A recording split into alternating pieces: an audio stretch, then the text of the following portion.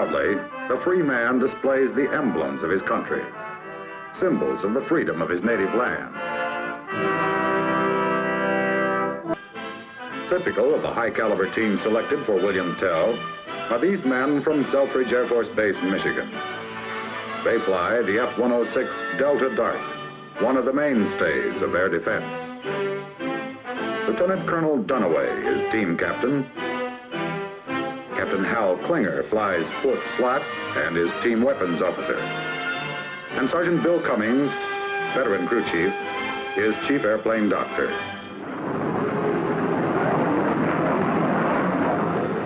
Back home in Michigan, Colonel Dunaway is commander of the 71st Fighter Interceptor Squadron. Daily, he and the pilots join together for reviews of training and emergency procedures. This briefing has been called by Captain Klinger. To keep always combat ready, each pilot tries to fly as many missions a week as he can, often as many as 5 or 6. It's no mean job, this being a professional interceptor pilot. Recreation, alone and with his family, is part of the military man's life.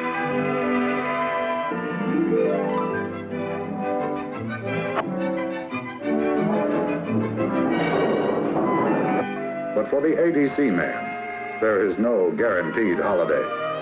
24 hours a day, 365 days a year, he is on call.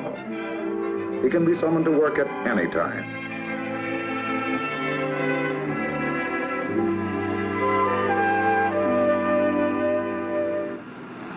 But men who actually fly are only a small percentage of the personnel needed to keep our air defenses up.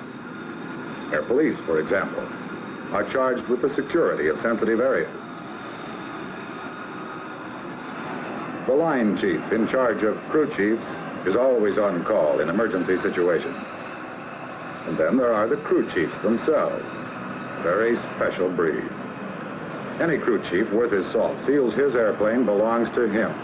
And in a sense it does, for though many pilots fly it, it is upon him that there rests the responsibility for its care. Maintenance men sometimes must tear an airplane completely apart and put it back together again, tending the ills of machines that are often more delicate than people. Trained personnel maintain and issue flying gear, and a flight surgeon, one of the Air Force's flying doctors, is assigned to each squadron to ensure that no pilot goes off in less than perfect physical condition. And there are other areas of support needed to keep our air defenses up. Specialists in refueling, armament, electronics. Not to forget the tower controllers who get flight missions safely off the ground and into the air. These are the kind of men representing their outfits in the William Tell meet. The 71st, the only team close enough to catch them, had one last shot, a morning mission against the supersonic tow target. On the 8th of October, the last day of the meet, the crew chiefs were out before dawn for a last look at already perfectly prepared equipment.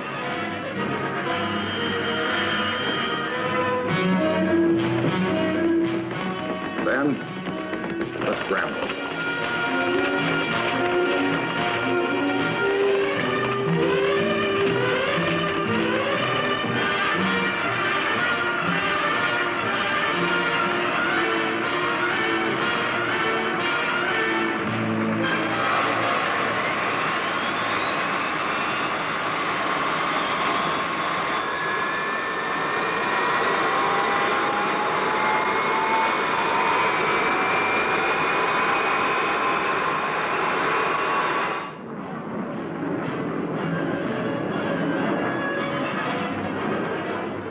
Dunaway took the lead.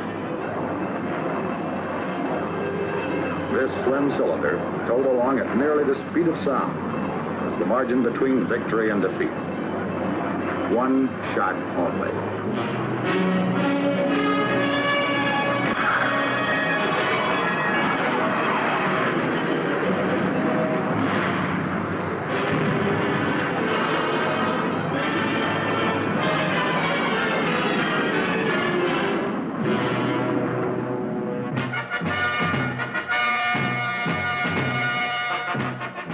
to the victors belong the spoils, as true today as in days of old.